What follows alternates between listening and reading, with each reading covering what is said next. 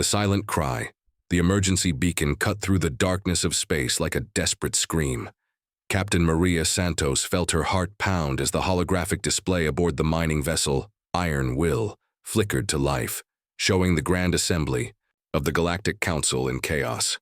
She had seen many things during her 12 years commanding cargo runs through the frontier sectors, but never had she witnessed such panic among beings who controlled entire star systems. The massive chamber buzzed with fear as representatives from across the galaxy gathered in emergency session. The elegant Thessarian delegates, usually so composed with their flowing silver robes, huddled together like lost children. The towering Braken warriors, whose people had never known defeat in 1,000 years of conquest, stood with their massive shoulders slumped in resignation. At the center of it all, Supreme Counselor Zethka of the Hegemony raised his 6 arms for silence. His ancient features, weathered by centuries of leadership, were grim as he addressed the assembly through universal translators that carried his words to every corner of known space. Fellow beings of the galaxy, Zethka began, his voice heavy with sorrow. The Cathara storm has exceeded all our projections. Our greatest minds confirm what we hoped would never come to pass. This quantum tempest cannot be stopped or diverted with any technology at our disposal. Maria gripped the armrest of her command chair. The Cathara storm had been growing in the outer spiral arms for months, a massive quantum disturbance that tore apart the very fabric of space itself. Entire star systems had simply vanished as the storm consumed them, leaving nothing but empty void where billions had once lived. The storm's expansion rate has accelerated beyond our worst calculations, the Supreme Counselor continued. Within 6 standard cycles, it will reach the inhabited sectors of the outer territories. Within 12 cycles, it will threaten the core worlds themselves. The chamber erupted in desperate voices. Some delegates demanded action. Others proposed impossible solutions. But Maria noticed that the most powerful representatives remained ominously silent. The ethereal collective, masters of dimensional manipulation, were already beginning to fade from view as they prepared to retreat to their pocket universes. The Machine Dynasty's ambassadors had started powering down, ready to seal their borders with impenetrable energy barriers. Lieutenant Jake Morrison, her communications officer, turned from his console with disbelief written across his weathered face. "Captain, they're actually doing it. Long-range sensors show the Thessarian fleet pulling back from the Kepler Nebula. The Braken armadas are abandoning their forward positions. Even the civilian transports are fleeing toward the core worlds." Through the viewport, Maria could see the beginning of what would later be called the Great Abandonment. Massive dreadnoughts that had patrolled these space lanes for decades were turning back toward the galactic center. Transport ships carrying diplomats, corporate executives, and wealthy citizens streamed toward the safety of the inner systems. The sight made her stomach turn. "What about the colonies?" asked Dr. Elena Rodriguez, the Iron Will's chief medical officer. Her voice carried the weight of someone who had treated patients across dozens of frontier worlds. "There are millions of people out there, families, children, entire communities who've never even seen their home worlds." Jake's fingers flew across his console as he pulled up the colonial databases. "According to the shipping manifests and settlement records, there are approximately 43 inhabited systems in the projected storm path. Population estimates range from small research stations with a few hundred people to major agricultural worlds with populations in the millions." Maria closed her eyes and did the math. Even conservative estimates put the number of abandoned souls at over 8 million beings. Not just humans, but Thessarians who had been born in distant colonies, Braken farmers whose families had worked the frontier for generations, and dozens of other species who called the outer territories home. "Captain," came the voice of Chief Engineer Marcus Chen over the intercom. "You need to see this. I'm patching a feed from the colonial networks to the main screen." The display shifted to show a desperate flood of messages streaming through the communication channels. A human family on New Terra, begging for evacuation as the quantum distortions began affecting their planet's magnetic field. A Thessarian research team on Kepler Station, requesting immediate assistance as their equipment started failing. A mixed-species mining operation in the Vega system, where workers were barricading themselves in their habitats as space itself began to warp around them. Maria's second-in-command, Commander Lisa Park, stood beside her chair. The veteran officer had served on both military and civilian vessels, and her experience showed in the calm way she processed the unfolding crisis. "Maria, I'm reading 37 distress signals from human settlements alone. Add in the other species, and we're looking at over 150 colonies crying out for help." The weight of the moment settled on Maria's shoulders like a heavy cloak. The Iron Will was just one ship among humanity's modest fleet of cargo vessels, research ships, and passenger transports scattered throughout the frontier. Humans had never been a major power in galactic politics. They were traders, explorers, and settlers who had earned respect through hard work and determination. But they lacked the massive fleets or advanced technology of the core civilizations. "Captain, incoming transmission from Admiral Sarah Chen aboard the Earth vessel Endeavour," Jake announced. "She's coordinating with all human ships in the sector." Admiral Chen's stern face appeared on the screen. Behind her, Maria could see the bridge of humanity's most advanced exploration vessel, though it looked primitive compared to the alien dreadnoughts fleeing toward safer space. "All human vessels, this is Admiral Chen," she began, her voice carrying the authority of someone who had commanded ships through humanity's expansion into space. "Earth Command has issued immediate evacuation orders. All civilian and military vessels are to return to Sol system for defensive positioning. We're not equipped to handle a crisis of this magnitude." Maria felt her crew's eyes on her. Following Earth's orders meant safety for her ship and the 31 people under her command. The Iron Will would join the other human vessels in a protective formation around Earth, waiting to see if the storm would eventually threaten their home system. It was the logical choice, the safe choice. But safety had never defined humanity's journey to the stars. "Admiral," Maria said, activating her communication array. "This is Captain Santos aboard the Iron Will. Request permission to delay compliance with evacuation orders." Admiral Chen's eyebrows rose in surprise. "Captain Santos, the orders are clear. We cannot risk human lives on what amounts to a suicide mission. The major powers have already determined that the affected sectors cannot be saved." "With respect, Admiral," Maria replied, looking around at her crew. She saw Jake nodding encouragement, Dr. Rodriguez preparing her medical supplies, and Lisa checking navigation displays with the focus of someone ready for a fight. The major powers also determined that those people weren't worth saving in the first place. Maybe that's where they made their mistake. Maria stood and walked to the viewport, looking out at the stars where millions of beings waited for help that their own governments had decided would never come. "Admiral, I've spent 12 years out here.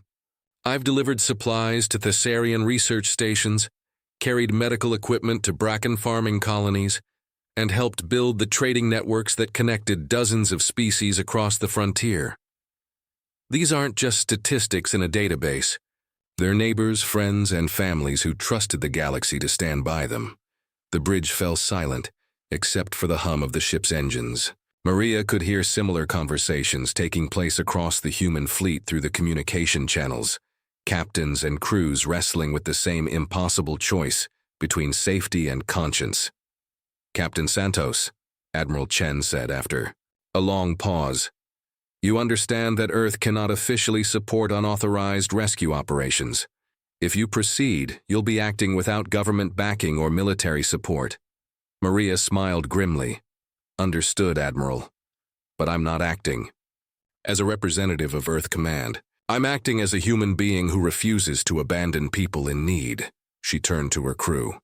"Anyone who wants to transfer to another vessel before we begin this mission, speak now. What we're about to do will be dangerous, probably impossible, and definitely unauthorized." Jake was the first to respond. "Captain, I've been monitoring the distress signals. There are children out there, families with newborns, elderly people who can't evacuate on their own. Count me in." Dr. Rodriguez stepped forward. I took an oath to preserve life regardless of species or circumstances. That oath doesn't have an expiration date. Lisa checked her navigation display one more time. We're talking about coordinating rescue operations across 43 star systems with maybe 15 human ships. The logistics alone should be impossible. She paused and grinned. Good thing humans have a reputation for making the impossible look routine. One by one, every member of the crew volunteered to stay. The communications officer who would coordinate with distant colonies, the engineer who would keep their aging ship running, the cargo handlers who would help load refugees, and the pilots, who would navigate increasingly dangerous routes to reach isolated settlements. Admiral Chen's expression shifted from concern to something that might have been pride. Captain Santos, for the record, Earth Command cannot endorse your mission. She paused and her voice dropped to a whisper. Off the record, show them what humanity is made of. As the transmission ended, Maria looked around at her crew and felt a surge of determination. Through the viewport, she could see other human vessels changing course, turning away from the safety of Earth toward the abandoned worlds of the outer territories. The cargo ship Phoenix, the research vessel Discovery, the passenger liner Unity, and a dozen others were joining what would become the most audacious rescue operation in galactic history. Lisa, plot a course for the Vega system, Maria ordered. Jake, start coordinating with the other ships. I want to know the location and status of every colony, every research station, and every inhabited outpost in our operational area. Dr. Rodriguez, prepare the medical bay for incoming casualties and start researching everything we know about quantum storm effects on biological systems. If we're going to save these people, we need to understand what we're up against. The Iron Will turned toward the growing storm, its hull gleaming in the starlight, as it led humanity's small fleet into the darkness. Behind them, the galaxy's great powers retreated to safety. Ahead lay certain danger and almost impossible odds. But, as Maria had learned in her years among the stars, humanity's greatest strength had never been their technology or their numbers. It was their stubborn refusal to give up on those who needed help, even when the entire galaxy said it was hopeless. Against all odds, 3 days into their rescue mission, Captain Maria Santos stood on the bridge of the Iron Will, watching her tactical display with growing amazement.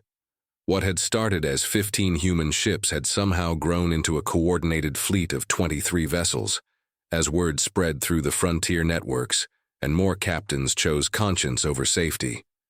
Captain, incoming transmission from the Thessarian Research Station on Kepler 7, Lieutenant Jake Morrison announced. They're requesting immediate evacuation. The quantum distortions are causing massive system failures across their facility. Maria nodded to Jake. Put them through. The holographic display flickered to life, showing a Thessarian scientist whose usually pristine silver features were marked with exhaustion and fear. Human vessel. This is Research Director Vailnath. We have 63 researchers trapped in our facility. Our own people. He paused, his voice breaking slightly. Our own people declared us expendable when they retreated to the core worlds. The storm effects are accelerating. We have perhaps 6 hours before total systems collapse. Director, this is Captain Santos. We're en route to your position. Have your people ready for immediate evacuation. We'll dock with your station in 4 hours. The relief in the Thessarian's eyes was unmistakable. Captain Santos, we had lost hope. The Thessarian High Command told us that rescue was impossible, that the storm made approach too dangerous for their advanced vessels. Maria smiled grimly. Director, our ships might not be as advanced as theirs, but we have something they seem to have forgotten. We don't leave people behind. As the transmission ended, Commander Lisa Park approached with a data pad in her hands. Maria, I've been analyzing our rescue operations over the past 3 days. The statistics are incredible. We've successfully evacuated 12 colonies so far, rescued over 4,000 beings from 17 different species. What's our current capacity? Maria asked, reviewing the ship manifests on her screen. We're operating at 200% capacity across the fleet, Lisa replied. The Phoenix has 300 refugees in cargo bays that were designed for mineral samples. The Unity has converted their passenger lounges into temporary shelters for alien families. Even our own ship has Bracken farmers sleeping in the engine room. Dr. Elena Rodriguez's voice came over the intercom. Captain, I need to report something significant. The rescued aliens have been sharing their knowledge about the quantum storm. The Bracken engineers have insights into structural reinforcement that could help our ships survive the increased distortions. The Thessarian scientists have data about the storm's behavior patterns that we never had access to. This was something Maria hadn't expected. Throughout the galaxy's history, knowledge had been carefully guarded by each species, shared only through formal treaties and trade agreements. But here, in the face of abandonment, the survivors were freely offering everything they knew to help their human rescuers succeed. Jake, patch me through to all ships in the fleet, Maria ordered. She waited for the connections to establish before speaking. All captains, this is Santos. I want to share what we've learned from our passengers. The combined knowledge of 17 different species is making us more effective than any single species fleet could be. Captain Torres of the Phoenix responded. First, Maria, the Thessarian refugees on my ship have been working with my engineer. They've shown us how to modify our sensor arrays to better detect quantum distortions. We can now see storm pockets 2 hours before they form. Captain Williams of the Discovery here, came another voice. The Bracken survivors have been incredible. They've helped us reinforce our hull plating using techniques from their homeworld. My ship can now handle distortions that would have torn us apart 3 days ago. As the reports continued, Maria realized something remarkable was happening. These refugees weren't just passengers to be rescued. They were becoming partners in the mission, contributing their expertise and knowledge to help save others of their kind who had been similarly abandoned. Captain, Jake interrupted. Priority signal from the mining colony on Vega Prime. They're reporting massive gravitational distortions. It looks like the quantum storm is causing their star to become unstable. Maria felt her heart sink. Vega. Prime housed over 50,000 beings, making it the largest settlement in the affected zone. How long do they have? According to their data, maybe 18 hours before the star goes nova. Jake replied grimly. Lisa was already running calculations on her console. Maria, even with our entire fleet, we can't evacuate 50,000 people in 18 hours. The logistics are impossible. But before Maria could respond, a new voice came over the communication channel. It was Vale Nath, the Thessarian scientist they had rescued from Kepler-7. Captain Santos, I may have a solution. During my research, I discovered that quantum storms have natural pause points, brief moments where the distortions stabilize. If we can predict the next pause accurately, we could evacuate the entire colony during that window. How long would this window last? Maria asked. Perhaps 3 hours, maybe 4. But, Captain, the calculations required are beyond what any single species could achieve. We would need the combined computational power of Thessarian quantum computers, Bracken engineering systems, and human intuitive algorithms working together. Dr. Rodriguez's voice came through clearly. Captain, I've been working with refugees from 6 different species in our medical bay. They've been sharing medical techniques that have allowed us to treat conditions we've never encountered before. If they can work together on medicine, why not on this? Maria looked around her bridge, seeing determination in the faces of her crew. Jake, patch me through to all human ships and all refugee representatives. It's time to try something the galaxy has never seen before. Within hours, something unprecedented began taking shape. In the cargo holds and passenger lounges of the human fleet, the greatest minds from 17 different species worked together on a single problem. Thessarian scientists shared quantum calculations that had been state secrets for centuries. Bracken engineers provided structural analysis, techniques developed over millennia of interstellar construction. Smaller species contributed specialized knowledge that filled crucial gaps in the overall solution. The Cathera storm continued its relentless advance, But now it faced something it had never encountered before: the combined knowledge and determination of multiple species working in perfect cooperation. "Captain, we have the calculations," Vailnath announced 12 hours later. "The next stability window will occur in 6 hours and last for exactly 3 hours and 47 minutes. If we position our ships correctly and coordinate our efforts perfectly, we can evacuate all 50,000 beings from Vega Prime." "What are our chances?" Maria asked. The Thessarian scientist paused before answering. "Mathematically, the probability of success is 23.7%. However, that calculation doesn't account for what your people call the human factor." Maria smiled. "Then I'd say our odds just got a lot better."